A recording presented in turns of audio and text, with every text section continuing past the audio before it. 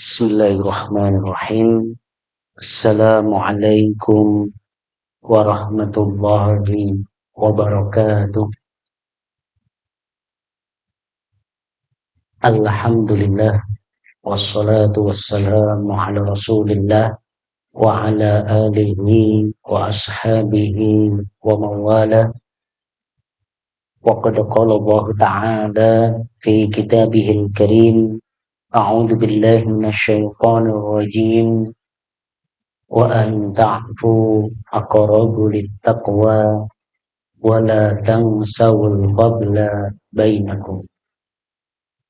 Wa qala Rasulullah sallallahu alaihi wasallam, ittaqillaha haitsu ma kunta wa atbi'is sayyi'atal hasanata tamhuha wa khaliqin nasa bi khuluqin hasanin. Fa inna asdaqal hadithi kitabullah wa khairal hadi hadi Muhammadin sallallahu alaihi wasallam wa syarral umuri muhdatsatuha fa inna kulla muhdatsatin bid'ah wa kulla bid'atin dhalalah wa kulla dhalalatin finnar. Ma'asyiral muslimin wa zumratal mu'minin, arsyadakumullah. Pertama, marilah senantiasa kita bersyukur kepada Allah Azza wa Jalla atas kenikmatan yang begitu banyak Allah memberikan kepada kita semua usia untuk bisa menjalankan kewajiban-kewajiban, untuk berbekal bertemu dengan Allah Azza wa Jalla. Dan alhamdulillah kita bisa menunaikan ibadah puasa dan ibadah-ibadah yang lain di bulan Ramadan tanpa ada halangan yang berarti, tanpa ada rintangan yang menghalangi kita untuk menunaikannya secara sempurna. Alhamdulillah kita saat ini sudah berada di bulan Syawal, bulan peningkatan. Mudah-mudahan Allah Subhanahu wa Ta'ala memberikan kepada kita keistiqomahan, agar Allah memberikan kepada kita taufik hidayahnya untuk bisa menjaga konsistensi amal kita, untuk bisa menjaga keistiqomahan dalam melakukan ketaatan kepada Allah Azza wa Jalla. Ma'asyiral muslimin wa zumratal mu'minin, arsyadakumullah. Salawat dan salam tak jemu-jemunya kita haturkan kepada junjungan kita Nabiullah Muhammad sallallahu alaihi wasallam, qudwah kita, uswah kita, tauladan kita semua, yang telah mencontohkan kepada kita bagaimana keistiqomahan beliau dalam beramal dan bagaimana diikuti oleh khairul qurun, generasi-generasi terbaik berikutnya, para salafus saleh, baik dari kalangan sahabat ataupun dari tabi'in atau tabi'ut tabi'in, bagaimana mereka bekas-bekas dari bulan Ramadan, istiqomah amal yang mereka tekuni, hamasah semangat mereka untuk beribadah kepada Allah itu tidak hilang begitu saja usai bulan Ramadan, tetapi bagaimana terus bersemangat, bahkan semangat itu, keteguhan itu, keistiqomahan itu masih terasa, masih terjaga sampai 6 bulan berikutnya. Sampai 6 bulan berikutnya.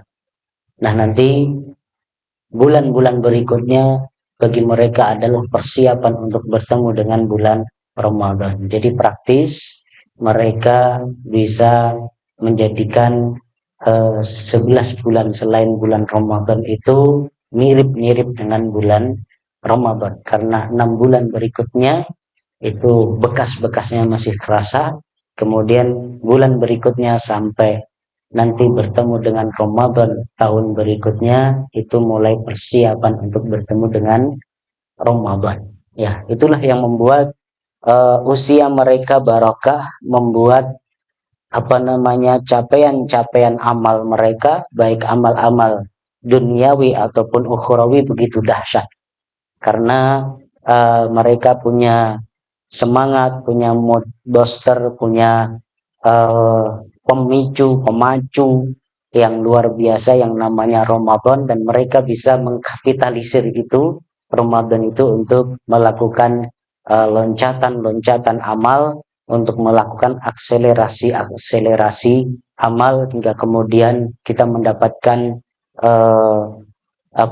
sejarah hidup mereka begitu luar biasa, bukan hanya dalam masalah ibadah saja, tetapi juga dalam masalah ilmiah, capaian-capaian keilmuan, kemudian juga dalam masalah duniawi, dalam masalah politik global, dan lain sebagainya. Karena memang mereka adalah orang-orang yang dididik dengan madrasah yang luar biasa yang namanya Ramadan.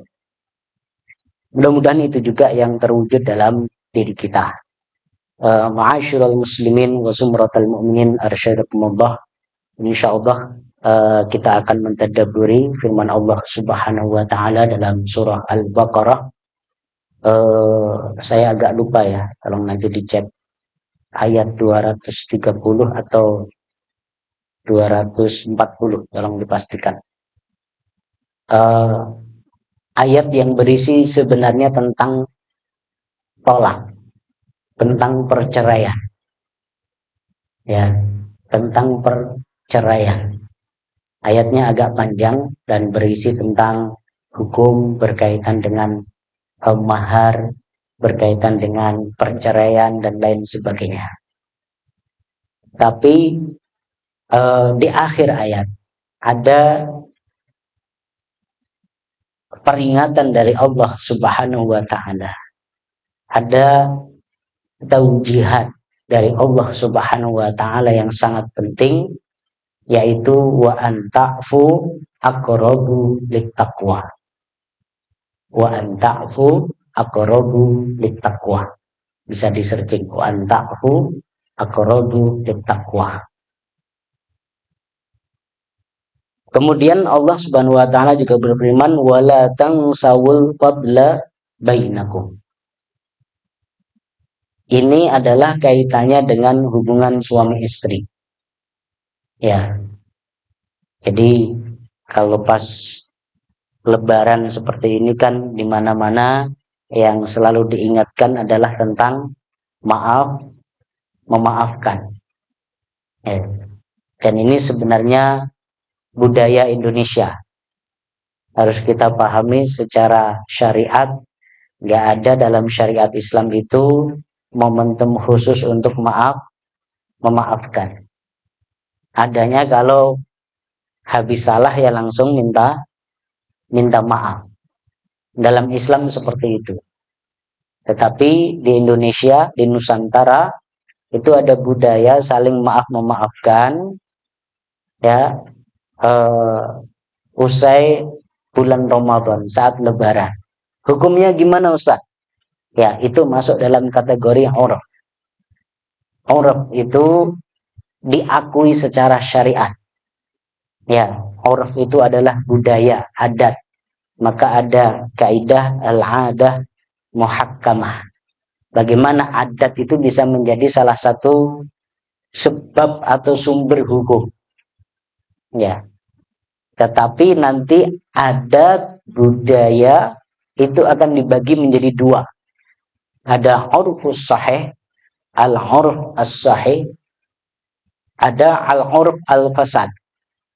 Ada budaya-budaya yang sahih, yang tidak bertentangan dengan syariat, bahkan kemudian sesuai atau mendukung pelaksanaannya syariat. Nah, ada urf fasad, budaya yang rusak, yang bertentangan dengan syariat. Kalau urfus sahih di Indonesia banyak, seperti gotong royong. Ya, di Jawa khususnya ada budaya gotong royong dalam banyak hal.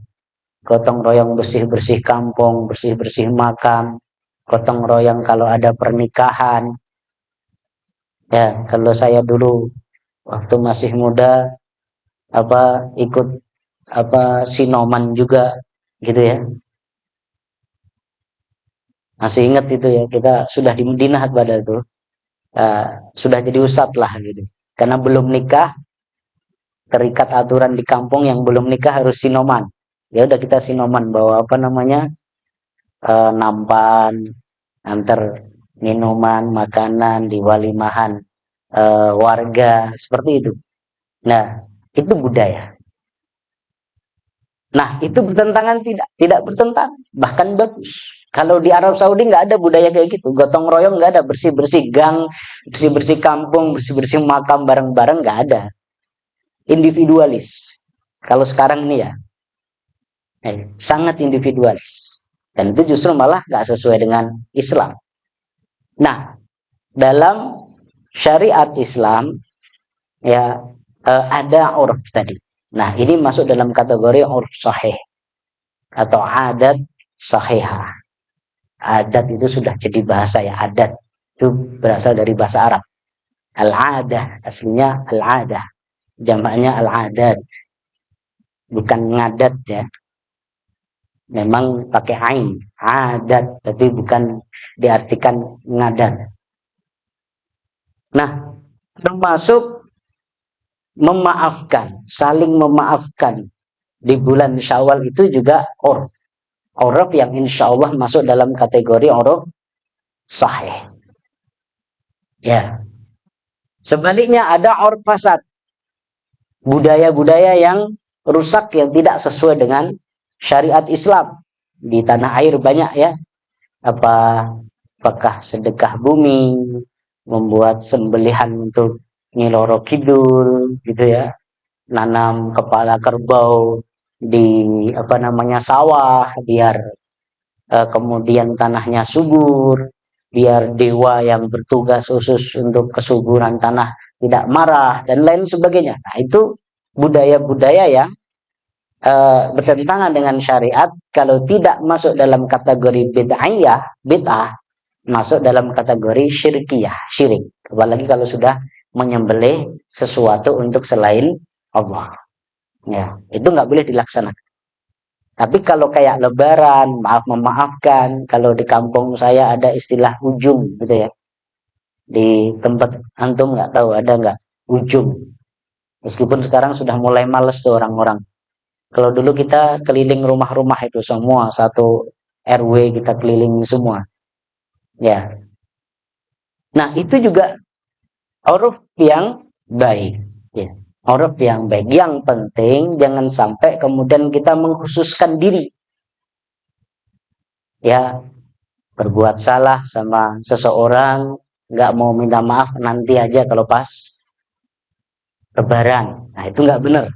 Ya, kalau usianya sampai lebaran. Kalau enggak, padahal dosa yang kaitannya dengan adami itu susah. Lebih mudah dosa kaitannya dengan Allah daripada kaitannya dengan sesama manusia.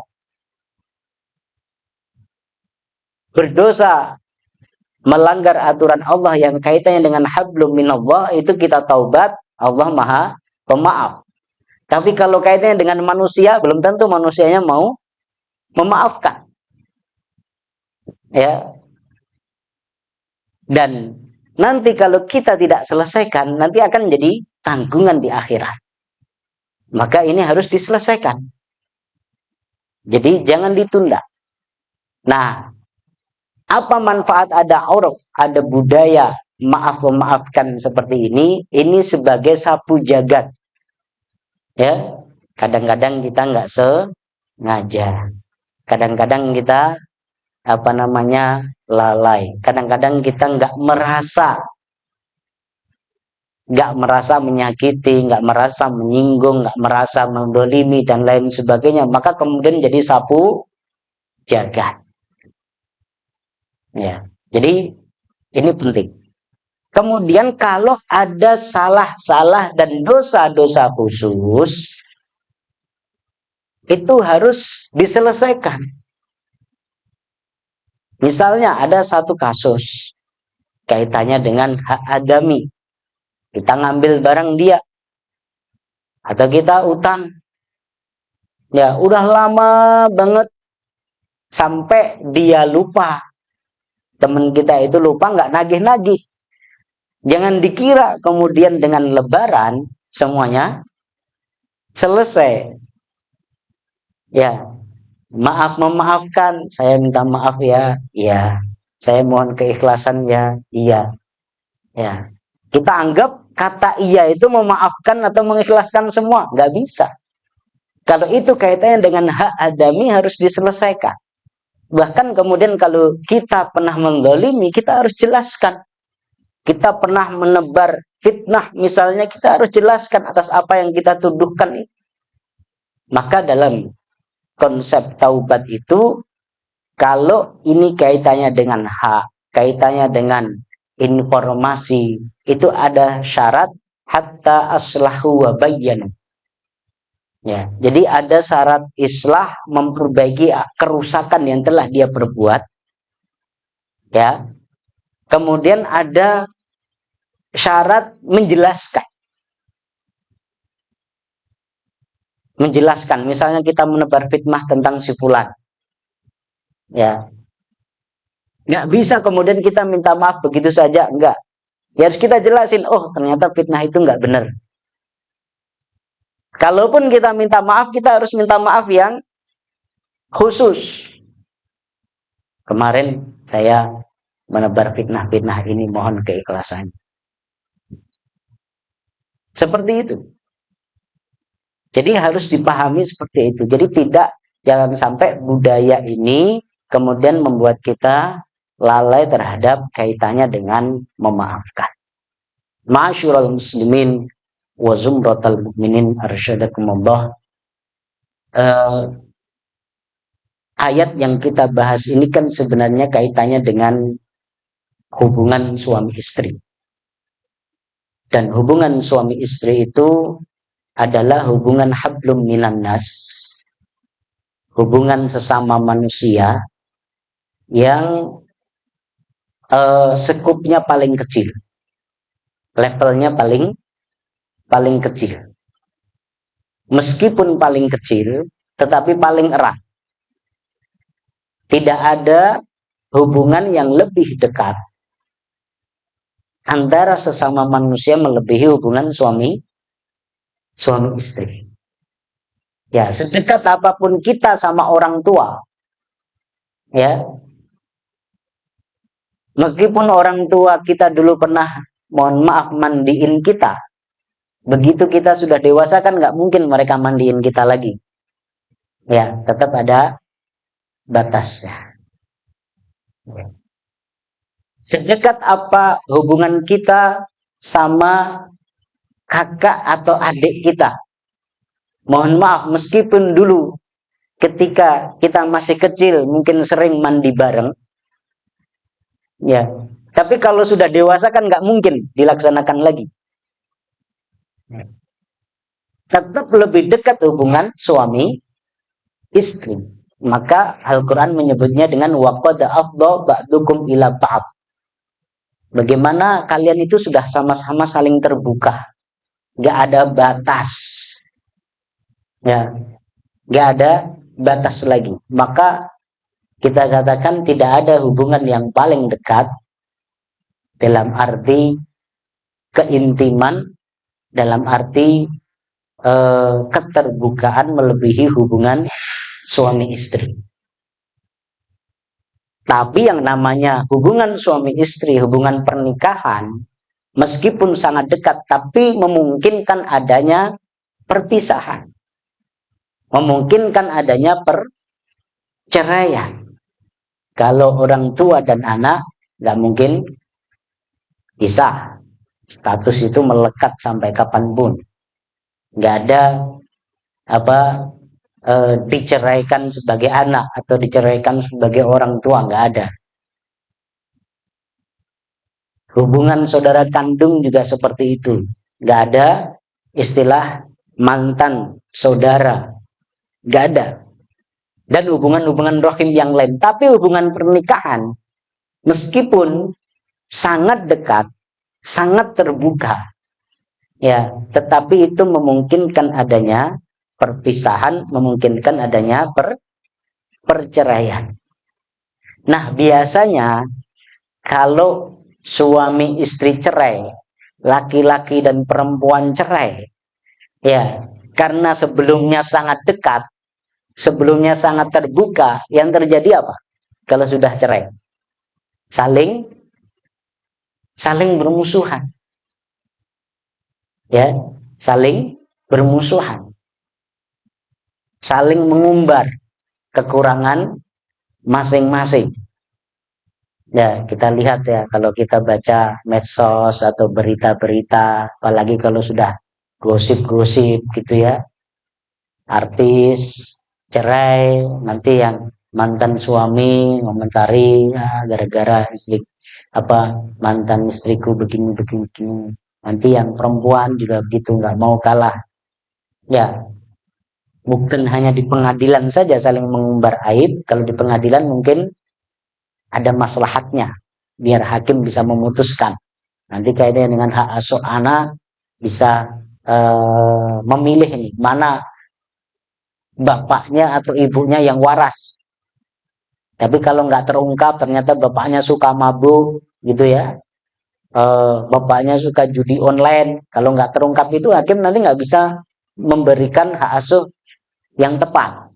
Jadi nggak apa-apa membongkar aib di pengadilan nggak masalah. Tapi kalau membongkar aib di medsos, ya, nah itu yang terjadi dan itu sebenarnya wajar secara manusiawi. Karena apa? Karena pernah dekat banget ini, pernah dekat, pernah dekat banget, pernah terbuka, nggak ada batas sama sekali, nggak ada apa tedeng aling-aling, nggak ada satirnya sama sekali. Wa qad afdha ba'dukum ila ba'd kalau bahasa Al-Qur'an. Ya, maka apa yang diingatkan oleh Allah Subhanahu wa taala, wa anta'fu aqrabu littaqwa. Ya. Kalau kalian mau memaafkan itu lebih dekat kepada ketakwaan.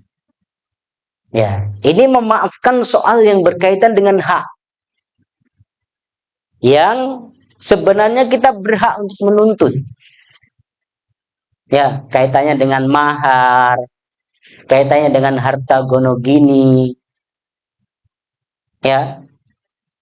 Apalagi kalau apa sebagian keluarga itu ya udah hidup bareng, berjuang bareng, ya.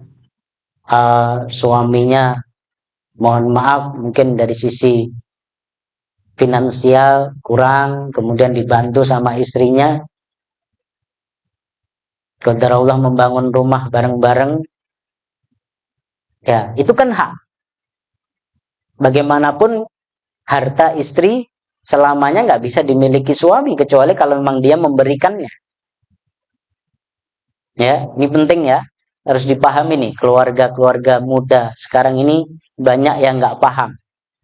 Ya, yang berkewajiban untuk menafkahi, untuk memenuhi kebutuhan primer, sandang, pangan, papan itu adalah laki-laki. Adalah laki-laki. Ya. Tapi kemudian kalau perempuan, istri juga punya penghasilan, dia ingin membantu. Ya boleh-boleh saja, bagus-bagus saja. Tapi itu ihsan. Itu adalah ihsan. Kalau dia memang memberikannya, maka ya udah. Itu menjadi sesuatu yang bisa dikatakan hibah, pemberian. Tapi kalau dia tetap mempertahankannya sebagai hak, itu hak dia. Itu hak dia.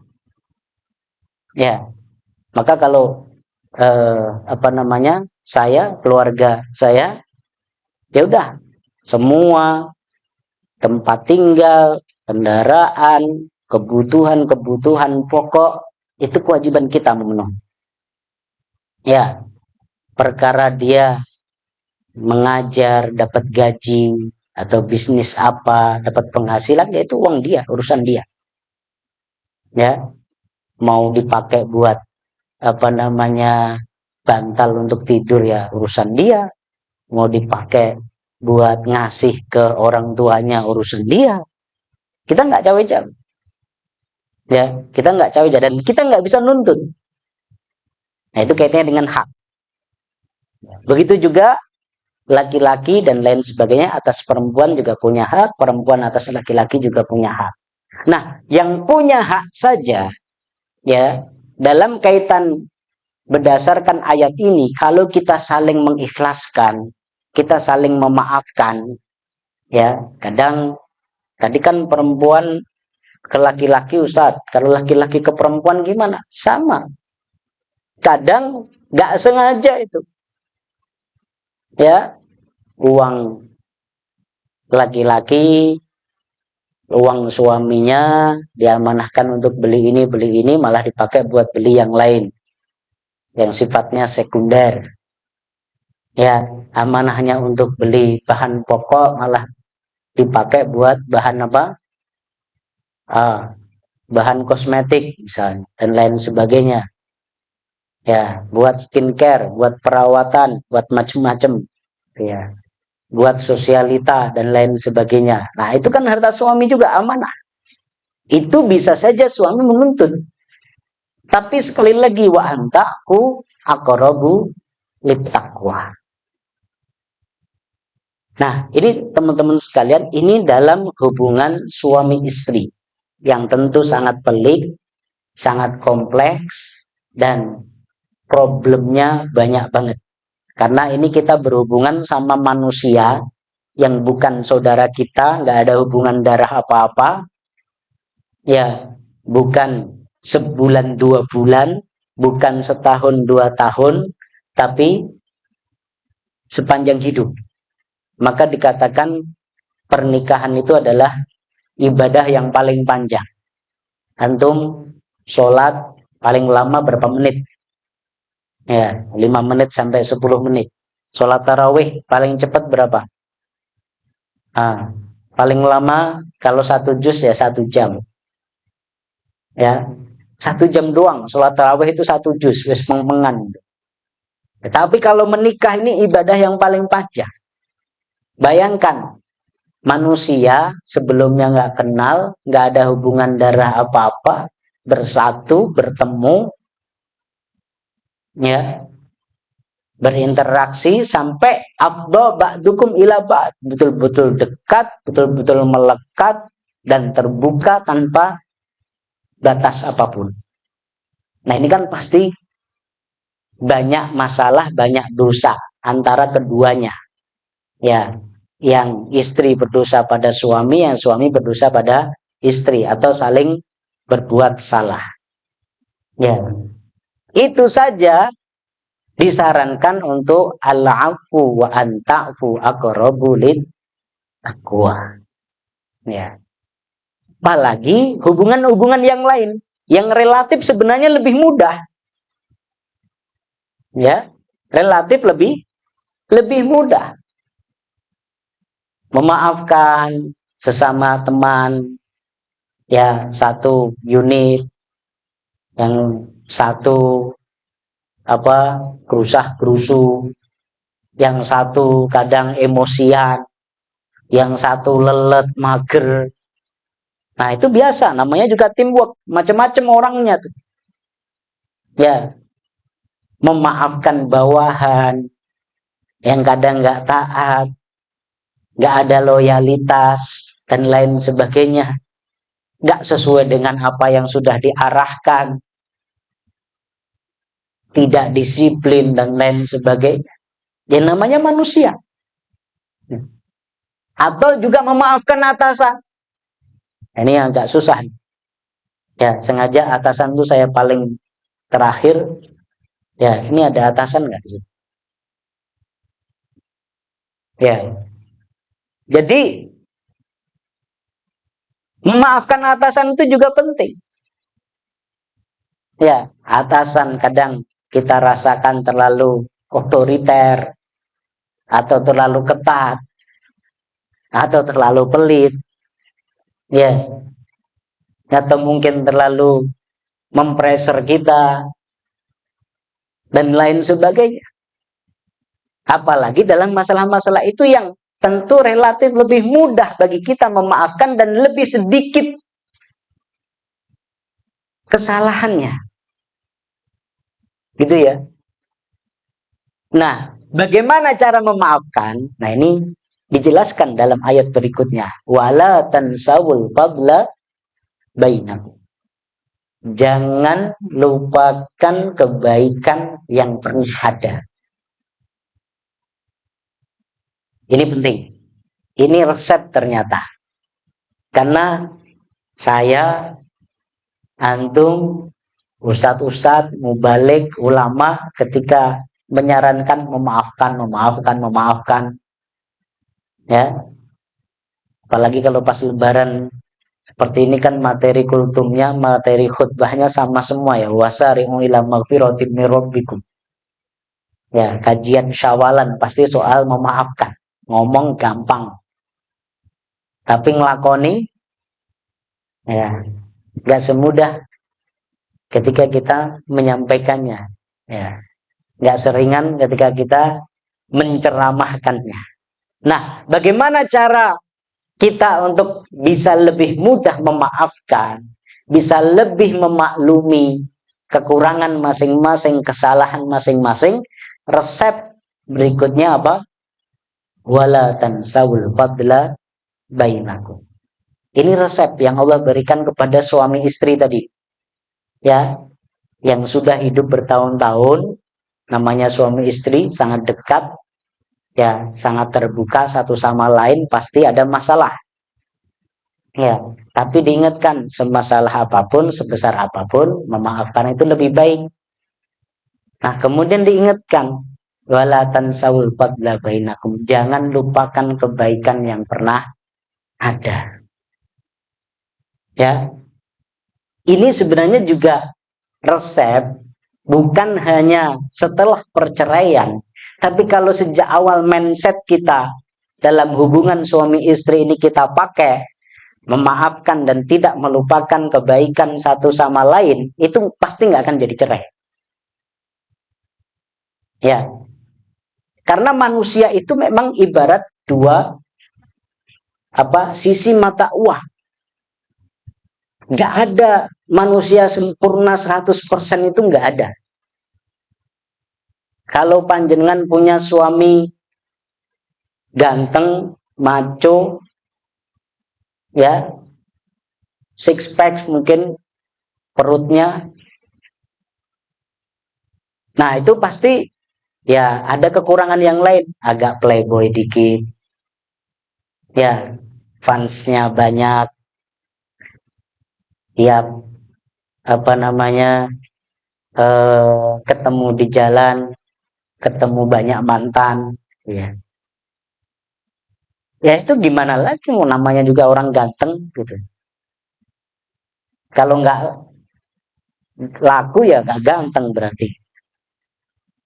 Ya, ada yang masya Allah tajir melintir gitu ya, kaya raya, tapi mungkin mohon maaf ada kekurangan-kekurangan yang lain dari sisi kesolehan, dari sisi karakter, kepemimpinan gitu ya. Apalagi kalau tajirnya itu warisan orang tua misalnya.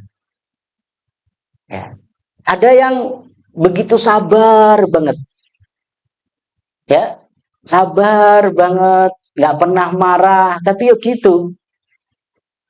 Penghasilannya, finansialnya lemah. Karakter kepemimpinannya nggak kuat.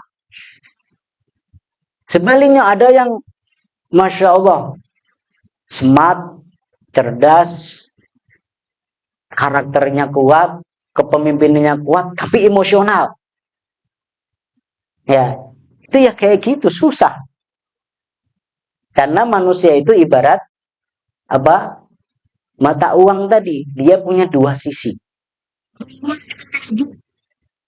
Cantik, tapi kalau ngomel, naudzubillah. Gitu ya, ibu-ibu, masya Allah. Ya. Lembut, sabar, tapi secara fisik ya mungkin tidak secantik yang kita harapkan. Ya. Jadi ini memang dua sisi mata uang yang memang kita harus terima. Yang pasti ada kesalahan. Begitu juga atasan dan bawahan. Ya, kita punya bawahan yang nurut, disuruh apa pasti siap gerak. Ya, tapi akhirnya betul-betul kayak robot, nggak ada inisiatif, nggak kreatif, nggak ada ide-ide baru, gitu ya. Sebaliknya kalau punya bawahan kreatif, full inisiatif, tapi sering nabrak pakem dan pagu, ya kan? Terlalu kreatif, akhirnya banyak SOP-SOP yang diterjang sama dia. Ya. Begitu juga punya atasan, masya Allah, gitu ya. Apa namanya, begitu royal, dermawan, ya. Tapi ternyata kemudian tidak bisa membawa timnya, tidak bisa membawa unitnya untuk berprestasi.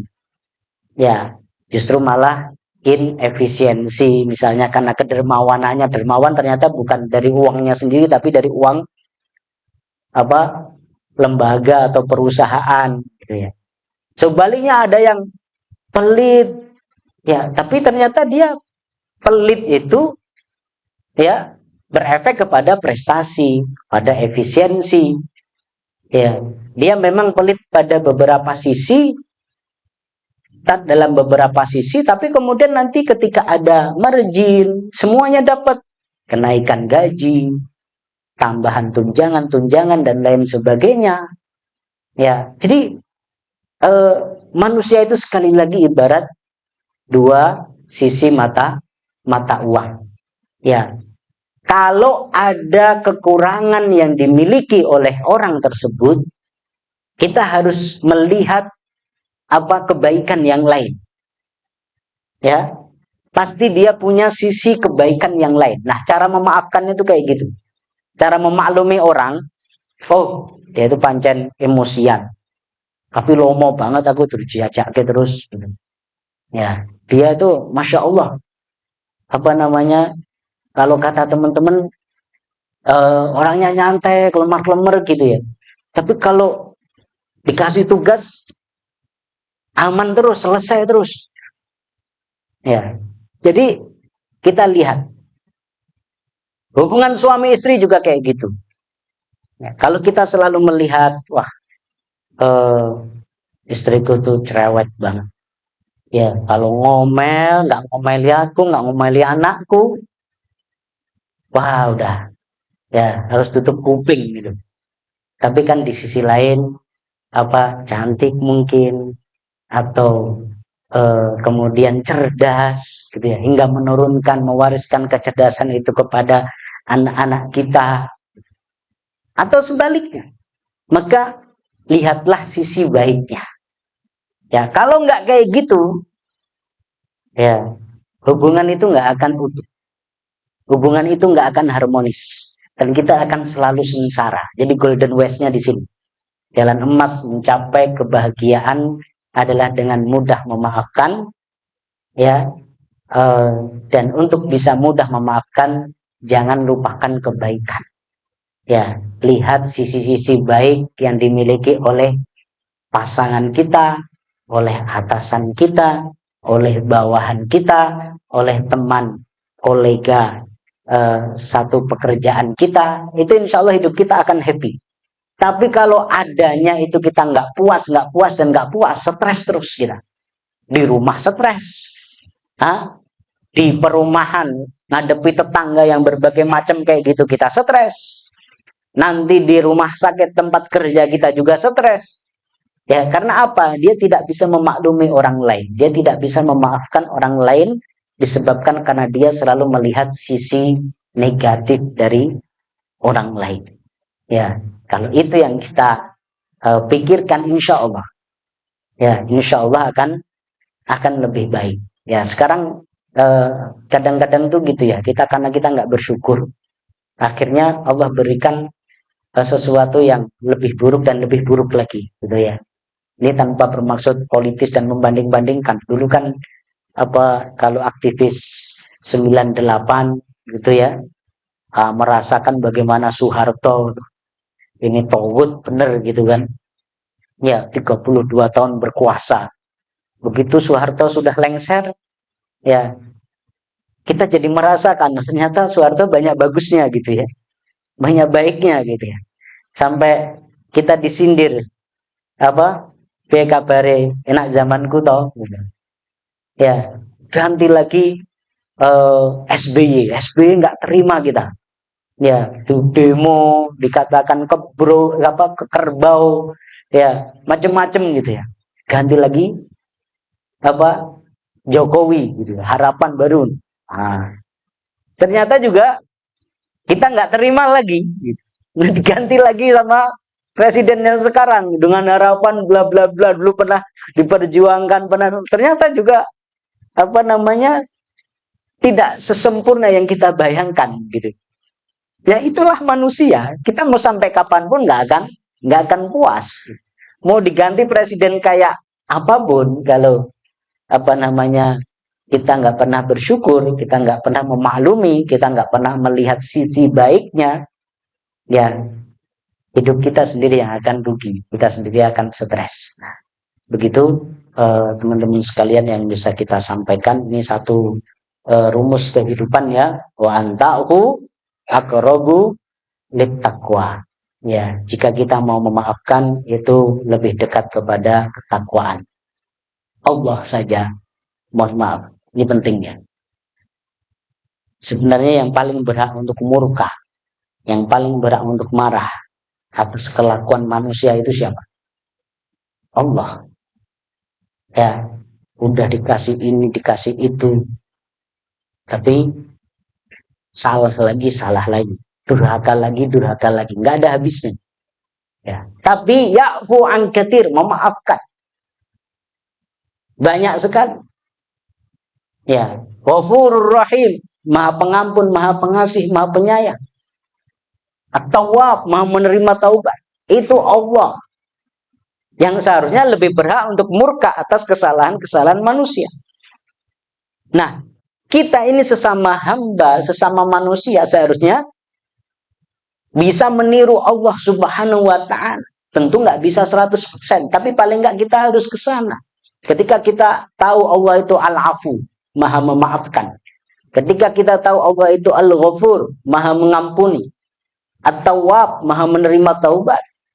Ya, bagian dari tauhid asma wa sifat, implementasi dari tauhid itu adalah bagaimana kita berusaha mengamalkan sifat-sifat itu meskipun kita tidak bisa melakukannya 100%.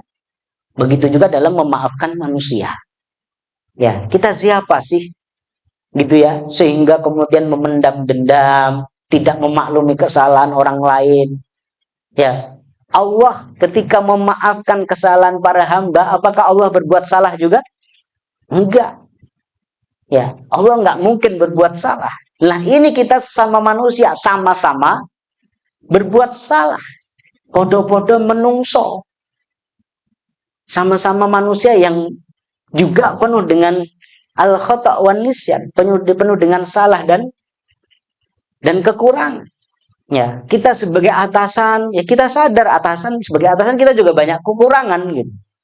Ya, apa yang kemudian membuat kita tidak mau menerima dan memaklumi kekurangan bawahan kita? Sebaliknya kita sebagai bawahan, sesempurna apa sih lo gitu loh. Kok sampai nggak bisa memaklumi teman sejawat, ya, tidak bisa memaklumi atasan, yang belum tentu kalau kita berada di posisi dia sebagai atasan kita lebih baik. Ini ikhwafil arsyadullah, mudah-mudahan bermanfaat untuk kami pribadi tentunya, karena sekali lagi memaafkan tidak mudah, tetapi fadzakir fa inna dzikra tanfa'ul mu'minin. Mudah-mudahan ini menjadi peringatan buat kami pribadi dan juga buat teman-teman sekalian. Kalaupun kita memaafkan bukan untuk orang lain, ya ini penting. Ini juga resep. Kalaupun kita tidak memaafkan untuk orang lain, setidaknya memaafkanlah untuk diri sendiri. Ya, karena memendam dendam, menyimpan benci itu merugikan diri sendiri, membuat kita tidak move on, membuat kita tidak segera beranjak, ya, karena kita selalu teringat oleh beban masa lalu, dosa si A, dosa si B, ya, memendam luka, memendam duka gitu ya. Itu lebih pada untuk kepentingan diri sendiri. Kadang kan kita nggak terima, ya, enak aja dia sudah melakukan hal seperti itu, mosok kita maafin gitu saja, nggak mau gitu, biarin, pokoknya tak tuntut nanti di akhirat gitu kan. Nah, itu kan kayak gitu kadang, ya, itu manusiawi juga gitu, karena manusia itu memang diciptakan dalam egoisme yang tinggi, ya, ada keakuan yang tinggi. Tetapi sadarilah bahwasanya ketika kita memaafkan orang lain, ya, itu bukan untuk dia sebenarnya, tapi untuk kepentingan kita sendiri. Demikian bibarokati ummil kitab Al-Fatihah.